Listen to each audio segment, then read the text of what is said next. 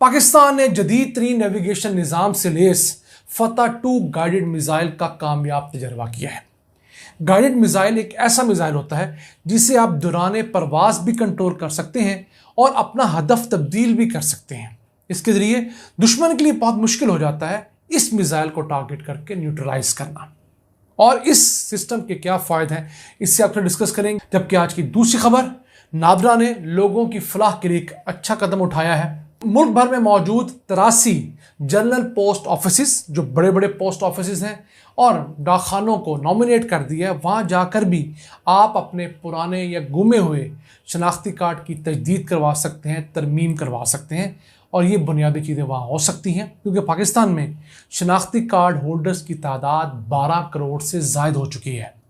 और हुकूमत का क्लेम ये है कि बालिग लोगों की 96% आबादी के पास अब शनाख्ती कार्ड है, यानी कि 18 साल से ऊपर के जो लोग हैं उन 96% लोगों के पास अब शनाख्ती कार्ड है। तो उन्हें तजदीद करवाने के लिए लंबी लाइनों में ज़लील रुस्वा होना पड़ता था। गर्मी है, सर्दी है, धूप है, उस सिलसिले में एक अहम कदम है। इसे प्रोग्राम के दूसरे हिस्से में डिस्कस करेंगे, लेकिन पहले चलते हैं आज की सबसे अहम खबर की तरफ। पाकिस्तान ने फतह-2 गाइडेड मिसाइल का कामयाब तजर्बा किया है जो 400 किलोमीटर की रेंज तक बहुत एक्यूरेसी के साथ टारगेट बना सकता है। इसमें जदीद तरीन नेविगेशन सिस्टम नस्ब है जिसके जरिए आप इसे फ्लाइट के दौरान कंट्रोल कर सकते हैं। इसने अपना टारगेट कौन सा लॉक किया और कौन सा चेंज करना है, किस नए टारगेट को लॉन्च करना है, ये तमाम चीज़ें भी दौरान फ्लाइट तय की जा सकती हैं। नॉर्मल जो मिसाइल होते हैं उनमें आप एक दफ़ा अगर टारगेट लॉक कर दें तो रास्ते में तब्दील नहीं होता और उन्हें उनकी ट्रेजेक्ट्री के मुताबिक से तबाह भी किया जा सकता है, लेकिन इसको तबाह करना मुश्किल होता है क्योंकि अपना रास्ता मुसलसल बदलता रहता है। अब ये टैक्टिकल वेपन है। टैक्टिकल वेपन ऐसा वेपन होता है जिसे आप दुश्मन की फॉर्मेशंस तबाह करने के लिए नॉर्मली इस्तेमाल करते हैं।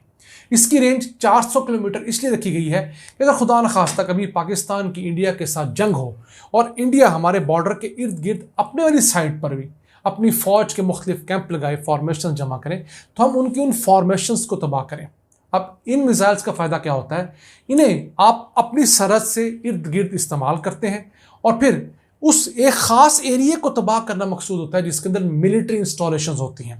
मिसाल के तौर पर किसी कशीदगी के सबब या जंग के सबब इंडिया ने अपने साइड पर अपनी फ़ौज का कैंप लगाया है जो 2 मुरब्बा किलोमीटर के अंदर फैला हुआ है। अगर पाकिस्तान ने उसे तबाह करना है तो बैलिस्टिक मिसाइल कोई अच्छा ऑप्शन नहीं है। उसके ज़रिए बहुत सारी सिविलियन आबादी भी तबाह होगी, सरहद के उस तरफ भी, सरहद के इस तरफ भी।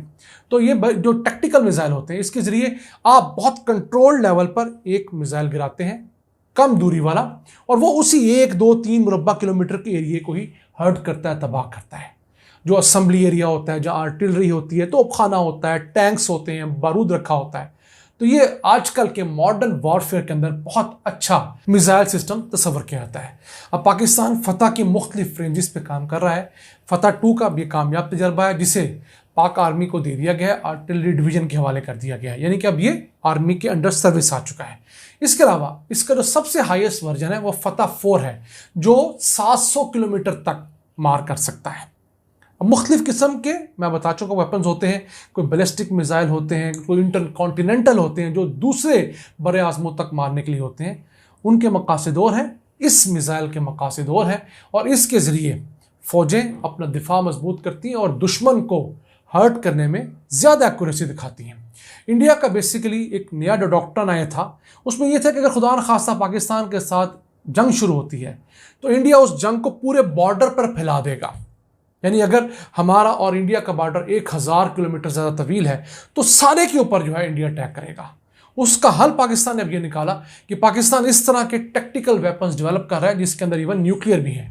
बहुत छोटे साइज़ के न्यूक्लियर जो है इन मिसाइल्स के ऊपर लगेंगे और अगर खुदा ना खास्ता ऐसा मसला हुआ तो उनकी फॉर्मेशंस को हिट करेंगे जो कि हमारे बॉर्डर के इर्द गिर्द इंडियन साइड पे बनी होगी, ताकि वो वहाँ से मूव ही ना कर सके, हमारी साइड पे ना आए और हमारा कम से कम नुकसान हो।